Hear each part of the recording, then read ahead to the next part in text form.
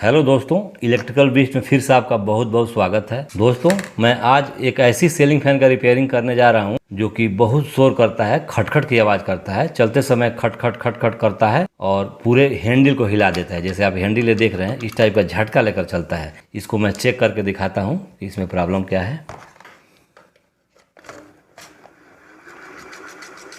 तो देख सकते हैं फ्रेंड, ये कैसे झटका ले रहा है, देखिए। और झटका के साथ इसमें से खटखट की आवाज़ भी आ रहा है।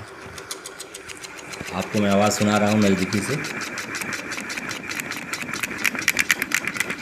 ठीक है, ऐसे ही करता है जब सीलिंग में लटका रहता है।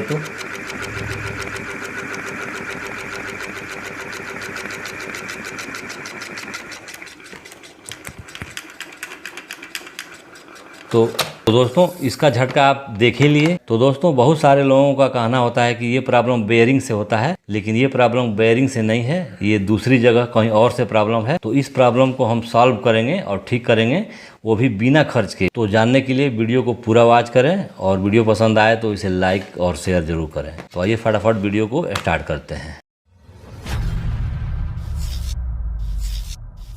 तो दोस्तों, जैसा कि आपने फैन को चलते हुए देखा, चलते समय फैन कुछ इस प्रकार से ऐसे ऐसे झटका ले रहा था। इसमें जो कैप लगा होता है और जो इसमें डाउन रॉड लगा होता है, पूरे डाउन रॉड को हिला देता है फैन ये चलते समय, और काफ़ी गर्म भी होता है। तो आइए, इस फॉल्ट को दूर करने के लिए इस फैन को ओपन करना पड़ेगा। तो मैं इसके वायर को अलग करके इसको ओपन कर रहा हूँ। और दोस्तों, ये फ़ैन चलने में बिल्कुल फ्रेश चल रहा है, इसमें से कोई साउंड नहीं है। ऐसे घुमाने में हाथ से बिल्कुल सही घूम रहा है। देखिए कितना बढ़िया से घूम रहा है, कितना फ्री है। इसमें लग रहा है कि ग्रीस वगैरह सब ठीक है और बेयरिंग वगैरह भी सब ठीक है। चलने से ऐसा मालूम हो रहा है, लेकिन सप्लाई देने के बाद से ये खटखटाहट और घसघटाहट की आवाज़ होने लगता है। तो दोस्तों, आप देख सकते हैं ये इसका बेयरिंग है जो कि बिल्कुल ठीक है, ग्रीस अभी है इसमें। और ये जो इसका कॉइल है जो कि नया ही लग रहा है।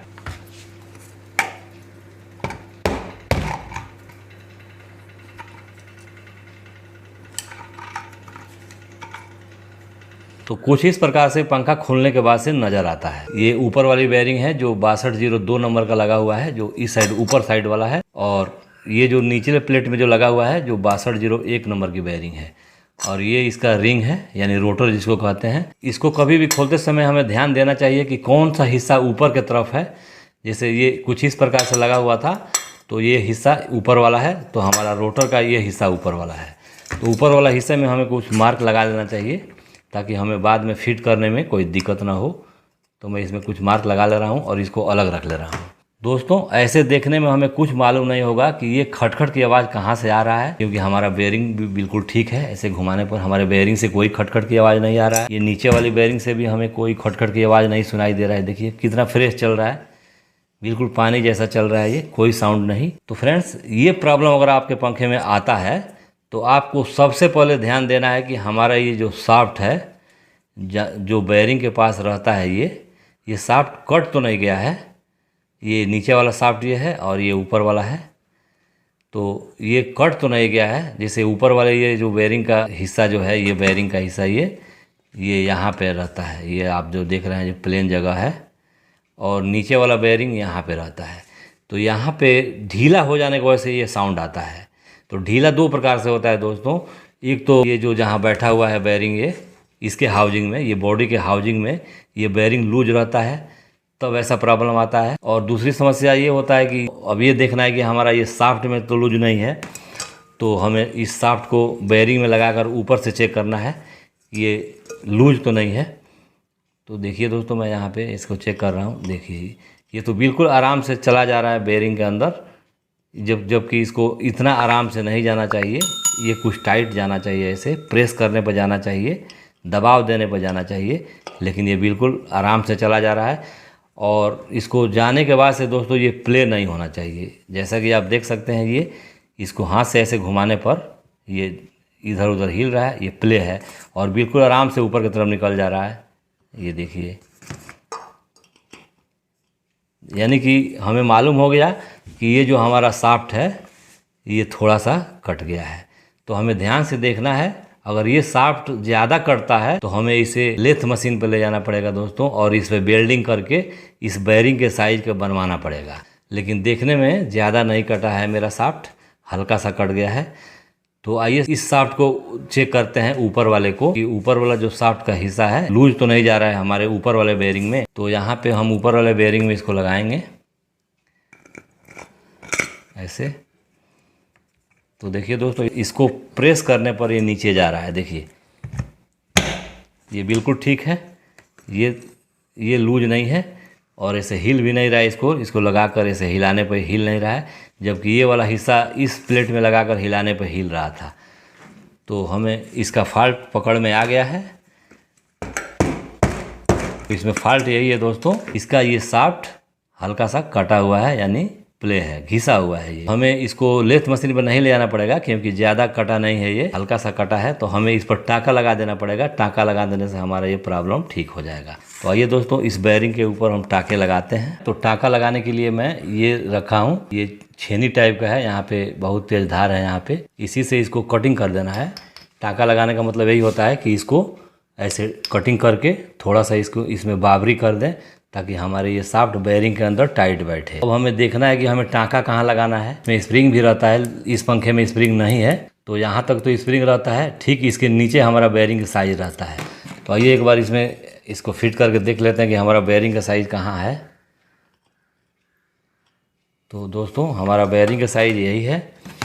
ये हमारा जो स्क्रू ड्राइवर है, इसके इस साइड, ये बस यहाँ से इधर हमें टाँका लगाना है। ऊपर साइड टाँका नहीं लगाना है। पहले से भी जगह मालूम हो रहा है कि बेयरिंग किस जगह पे बैठा हुआ है। तो आइए इसे फटाफट टाँका लगा लेते हैं। तो टाँका लगाने के लिए हमें एक हथौड़ा और इस टाइप का छेनी का ज़रूरत पड़ेगा। आप चाहें तो सेंटर पंच से भी टाँका लगा सकते हैं। तो इसको ऐसे काटना पड़ेगा।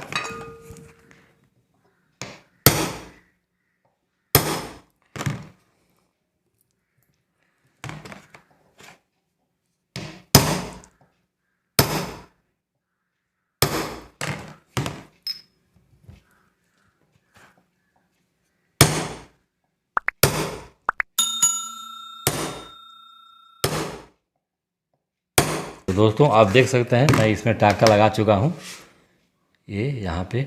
अब हमारा बेयरिंग और शाफ्ट बिल्कुल टाइट जाएंगे। देखिए इसको फिट कर देने के बाद से, बहुत खींचने के बाद से निकल रहा है ये, तो इसका मतलब हुआ ये बिल्कुल फिट हो गया। अब आइए हम इस पंखे को बॉडी के साथ फिट करके स्टार्ट करते हैं। इसमें आप देख सकते हैं थोड़ा ग्रीस की कमी है। बेयरिंग ढीला तो है लेकिन ग्रीस नहीं है, तो इसमें हम थोड़ा सा ग्रीस डाल लेते हैं, क्योंकि फ़ैन जब खुलता है तो उसमें ग्रीसिंग कर लेना चाहिए।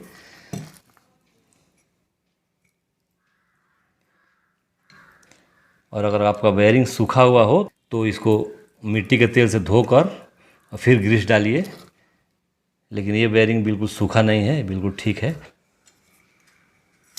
तो दोस्तों, इस फॉल्ट को दूर करने का बेस्ट तरीका यही है कि अगर आपका शाफ्ट थोड़ा कम कटा हो, जैसा कि इस शाफ्ट में कटा है, तो उसके लिए आप टाँका लगा सकते हैं, जैसा कि मैं टाँका लगाया हूँ इस पर बेयरिंग में टाइट जाने के लिए। और कुछ ज़्यादा कट गया हो तो इस शाफ्ट के ऊपर वेल्डिंग करके, यानी लोहे का माल रखवाकर और लेथ मशीन में टर्न कराना पड़ेगा इस 6201 नंबर की बेयरिंग के साइज के। और तीसरा तरीका ये भी है कि आप इस पूरे शाफ्ट को चेंज कर सकते हैं, ये पूरा शाफ्ट भी चेंज होता है। तो इस तरीके से आप यह काम करके अपने पंखे की लाइफ बढ़ा सकते हैं। तो आइए दोस्तों, मैं इसको फिट कर लेता हूँ। और हाँ दोस्तों, फिट करते समय इसके निचले बेयरिंग के पास स्प्रिंग जरूर लगा लेना चाहिए। हालांकि इसमें स्प्रिंग नहीं है, मैं वैसे ही चेक कर रहा हूँ इसका फॉल्ट दूर हुआ कि नहीं, लेकिन मैं बाद में इस पर स्प्रिंग लगाऊंगा, क्योंकि मेरे पास इस समय स्प्रिंग उपलब्ध नहीं है। तो फिलहाल मैं इसको चेक कर लेता हूँ कि हमारा फॉल्ट दूर हुआ या नहीं। तो दोस्तों, फ़ैन बिल्कुल बॉडी के साथ फिट हो चुका है और बिल्कुल फ्री भी घूम रहा है, कोई दिक्कत नहीं है। अब आइए इसे कैपेसिटर के साथ कनेक्शन कर लेते हैं। ये 4 तार वाली फ़ैन है दोस्तों। 4 तार वाली फ़ैन को कैपेसिटर के साथ कनेक्शन कैसे किया जाता है, मैं इसका वीडियो पहले ही बना चुका हूँ, आप चाहे तो वीडियो लिस्ट में जाकर देख सकते हैं।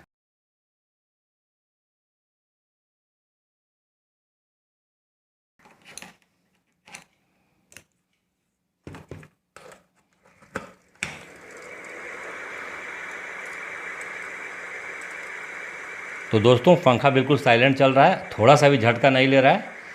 देखिए कितना बढ़िया तरीका से चल रहा है। पहले ऐसे ऐसे झटका ले रहा था, तो अब इसकी लाइफ बन गई और बिल्कुल बढ़िया चलेगा।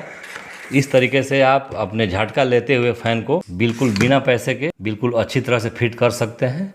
तो दोस्तों मुझे उम्मीद है कि ये वीडियो आपको पसंद आया होगा। अगर पसंद आया है तो इसे लाइक कीजिए, अपने दोस्तों में भी शेयर कीजिए, और हाँ, मेरे चैनल में अगर नए हो तो इसे सब्सक्राइब करके साइड का बेल आइकन भी दबाइए। फिर मिलते हैं नेक्स्ट वीडियो में, तब तक के लिए अलविदा।